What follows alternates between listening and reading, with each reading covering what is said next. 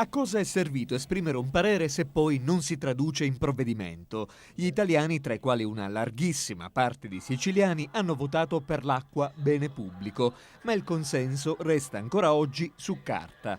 Il successo referendario a giugno è stato festeggiato in piazza. Il sito internet del comitato promotore del referendum pubblica le immagini trionfalistiche, musica, bandiere, esultanza. Ma cosa è realmente cambiato? La volontà dei cittadini che fine ha fatto? Se lo chiedono anche gli agrigentini e per le persone intervistate si è di fronte ad una grande presa in giro.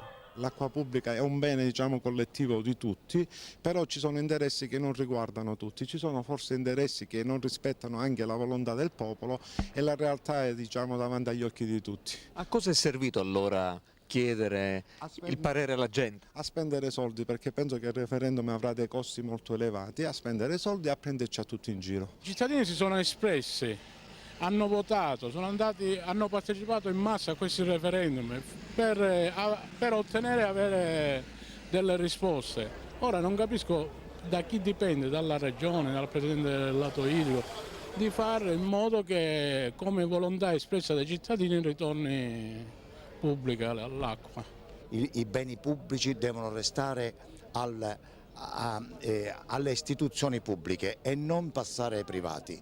I privati non c'entrano, secondo me sia l'acqua sia la spazzatura deve ritornare al comune, cioè a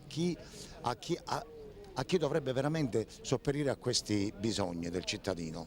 Ci sono sempre le clientele politiche, quindi bisogna tenere presente questo. Però sarebbe una cosa giusta che l'acqua, che è utile a tutti, venga non privatizzata. Noi siamo specialisti nella spesa di denaro pubblico, quindi noi non facciamo altro che chiedere al contribuente di pagare tante tasse per fare i comodi degli altri più che del pubblico, dell'interesse pubblico. L'interesse pubblico qui in Italia non si realizza mai, perché ci sono le camarille, ci sono diciamo, i vari potenti che muovono le carte e quindi noi siamo sempre al punto di partenza. In Italia tutto è immobile. Le bollette sono salatissime rispetto a quello che si pagava prima. Io credo che anche prima forse era un po' troppo poco da pagare, però ci siano dei prezzi normali come tutte le altre tariffe delle varie parti d'Italia.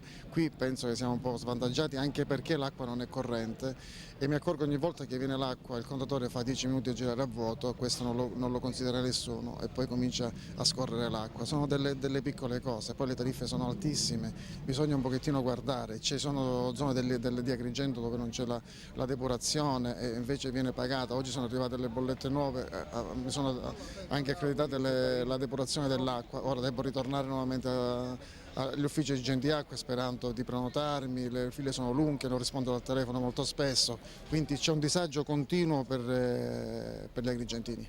Ma il popolo dell'acqua non si arrende. Oggi pomeriggio, su iniziativa del Forum Acqua e Beni Comuni di Agrigento, è in programma un presidio davanti la sede del lato idrico negli uffici della zona industriale. Qui è convocata una riunione dei sindaci che compongono il CDA del lato agrigentino per esaminare la proposta del nuovo regolamento idrico.